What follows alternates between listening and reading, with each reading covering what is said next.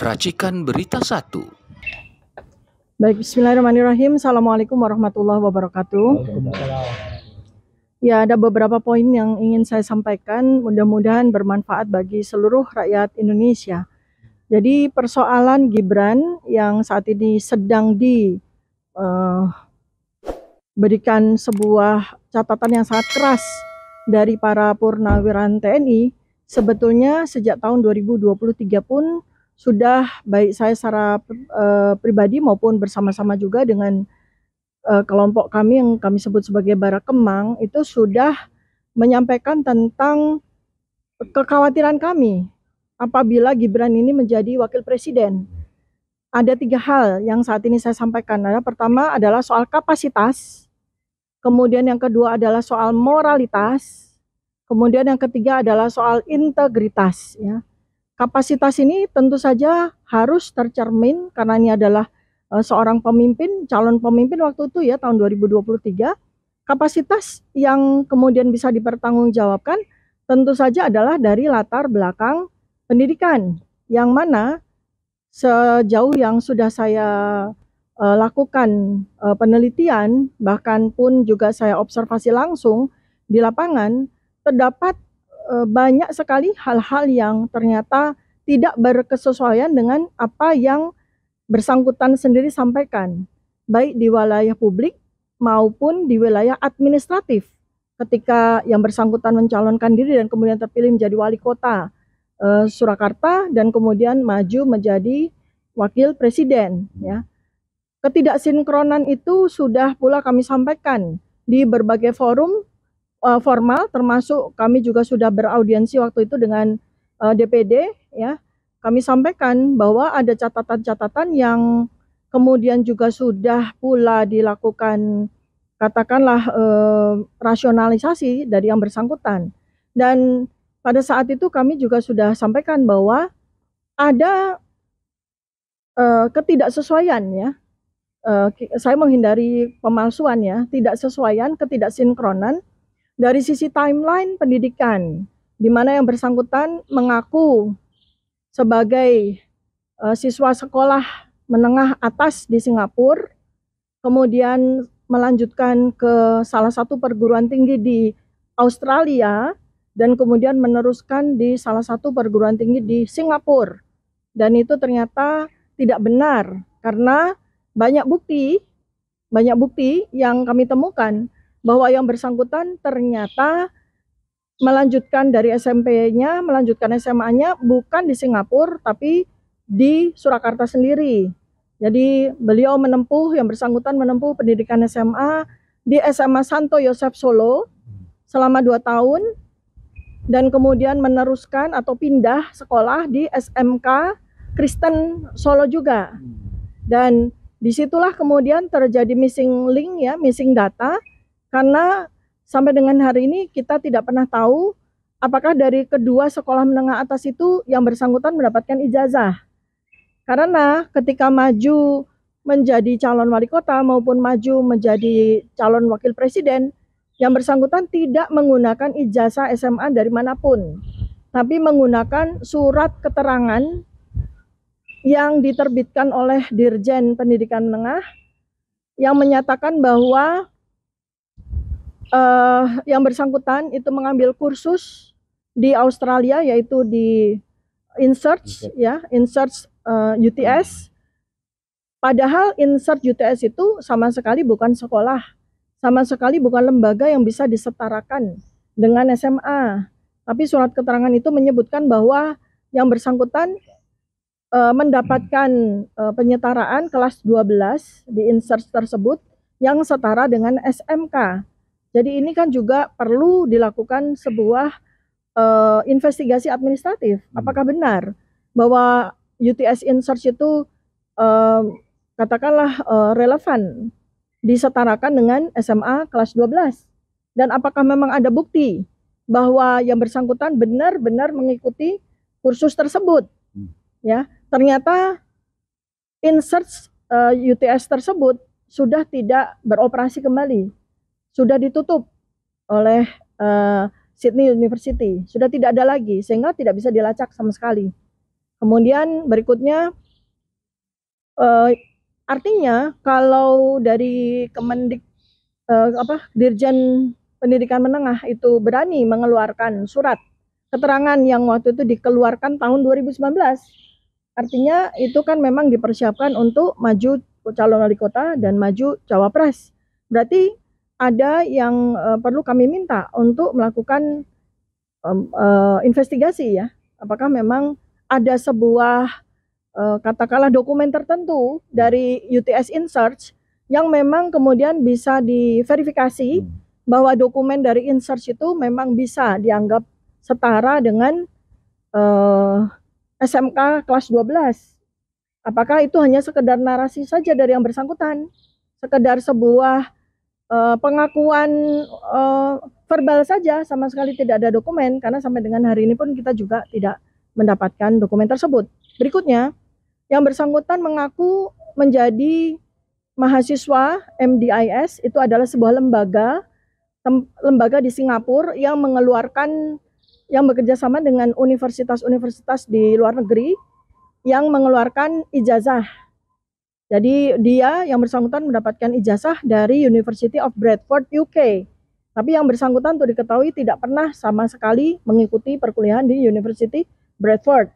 Karena sepanjang data-data yang ada di media, yang bersangkutan terlihat berfoto pada saat wisuda, itu di mana di dalam foto tersebut tertulis MDIS, ya, adalah sebuah lembaga yang berkedudukan di Singapura. Nah, dan itulah yang kemudian diaku sebagai tingkat kesarjanaannya yang bersangkutan, ya kan? Nah, masalahnya kan menjadi sebuah hal yang harus betul-betul diinvestigasi, karena di dalam undang-undang pemilihan umum, syarat bagi calon presiden dan wakil presiden itu adalah memiliki ijazah dan atau setara dengan SMA minimal. Nah, ini yang pasti tidak dimiliki oleh yang bersangkutan. Jadi yang dipakai sebagai syarat untuk maju wapres kan ijazah SMA, ya, ijazah SMA, bukan ijazah sarjana. Nah, ini perlu kita pertanyakan lagi, apakah yang bersangkutan memiliki ijazah SMA? Dan apakah surat keterangan dari Dirjen Pendidikan Menengah itu layak dianggap mewakili ijazah SMA yang tidak dimiliki oleh yang bersangkutan? Jadi ini mungkin menjadi penambah keterangan dari apa yang dituntutkan oleh para purnawirawan TNI, menambah bobot dari itu. Ini dari sisi kapasitas. Kemudian dari sisi moralitas yang juga kami soroti adalah bahwa ada satu akun di Kaskus yang bernama akun Fufu Fafa, yang oleh pakar telematika sudah dilakukan investigasi oleh Dr. Roy Suryo, bahwa akun Fufu Fafa yang ada di Kaskus itu 99% milik dari Gibran Rakabuming, di mana kita tahu semua dalam waktu sekitar 1 tahun lebih ini seluruh Indonesia gempar akibat dari akun Fufu Fafa tersebut, ya, menyampaikan banyak hal yang sangat amoral, ya, untuk dialamatkan pada beberapa orang, terutama pada Presiden Prabowo Subianto dan keluarganya. Dan dalam beberapa kali kesempatan saya pun sudah sampaikan bahwa ini tidak cuma soal moralitas, tapi ini adalah indikasi bahwa yang bersangkutan menderita gangguan psikopatologis.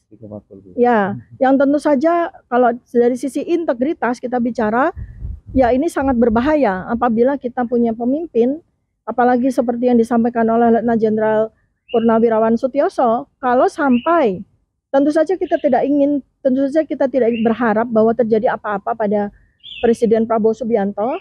Namun mengingat bahwa beliau ini usianya juga sudah lanjut, ya, sudah 73 tahun dengan riwayat penyakit yang juga cukup berisiko, maka tentu saja wajar sekali kalau kita semua itu merasa sangat khawatir apabila Presiden Prabowo Subianto dalam masa presidennya selama 5 tahun sampai 2029 ternyata kemudian mengalami halangan karena sakit, bahkan berhalangan tetap.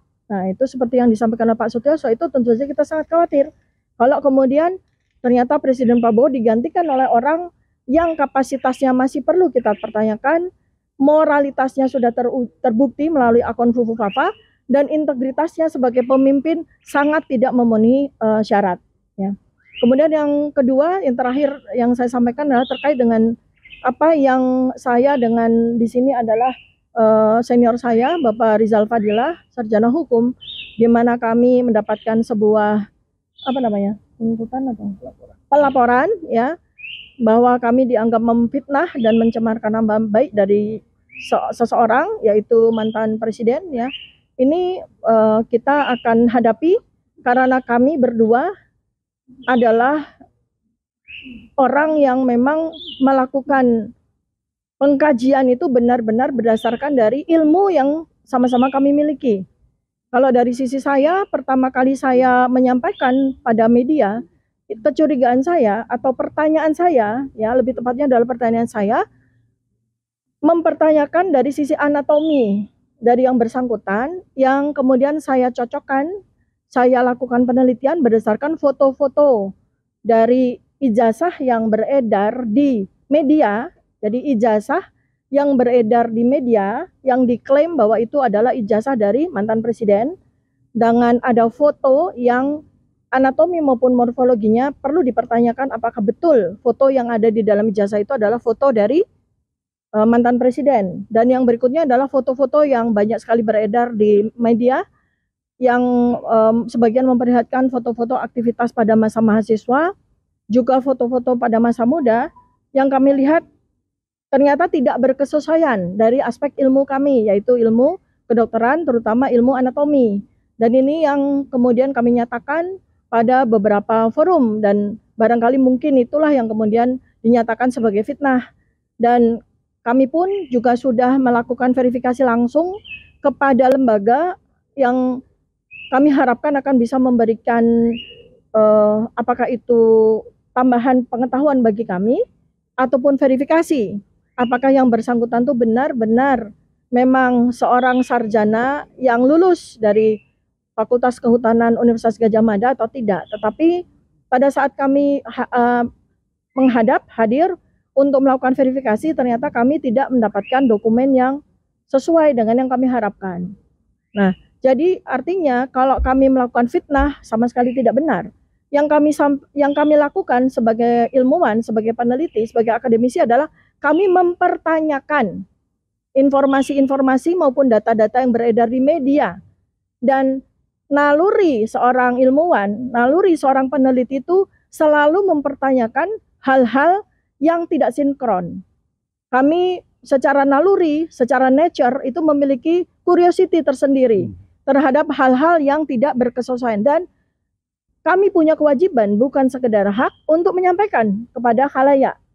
Karena dengan cara penyampaian itu maka kita insya Allah akan bisa mendapatkan kebenaran yang sejati, yang bisa disusun, bisa dikompilasi dari pendapat maupun penelitian berbagai pihak. Nah, alhamdulillah kami saat ini punya rekan yang sangat capable, yaitu 2 orang doktor ahli digital forensik dan ahli telematika, yaitu Dr. Roy Suryo yang memang sudah lama juga melakukan investigasi terhadap pertanyaan apakah betul tentang ijazah dan skripsi yang bersangkutan. Kemudian juga kawan baru kami, sahabat baru kami, seorang pakar digital forensik kelas internasional, yaitu Dr. Rismon Hasiholan Sianipar. Dan dengan itu maka kami semakin confirm untuk bisa melanjutkan penelitian kami sampai pertanyaan kami bisa terjawab.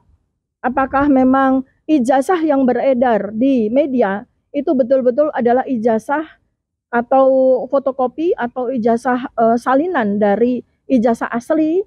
Maka yang diperlukan adalah kami membutuhkan untuk diberikan kesempatan melihat secara langsung ijazah asli yang seharusnya dimiliki oleh seorang sarjana. Dan itulah yang sebetulnya sangat kami harapkan. Maka pada tanggal 16 April 2025, sebagian dari teman-teman TPUA itu menghadap langsung, yang dimana kami harapkan pada waktu itu mereka menjadi eyewitness, menjadi saksi bahwa memang betul ijazah asli dimiliki oleh yang bersangkutan. Ternyata pada waktu itu pun juga tidak ada hasil sesuai dengan harapan kami. Demikian yang bisa saya sampaikan, mudah-mudahan sesuai dengan apa yang diharapkan oleh rakyat Indonesia secara keseluruhan. Mari kita bersama-sama, kita tegakkan kebenaran. Kebenaran apapun. Kalau memang yang bersangkutan memang betul-betul punya ijazah, ya alhamdulillah. Artinya selesai sampai di sini. Tapi kalau yang bersangkutan ternyata tidak punya ijazah, maka mari kita cari solusinya sama-sama. Bagaimana kita memiliki seorang pemimpin selama 10 tahun, ternyata secara administratif tidak memenuhi dari syarat yang seharusnya. Terima kasih. Assalamualaikum warahmatullahi wabarakatuh. Waalaikumsalam warahmatullahi wabarakatuh.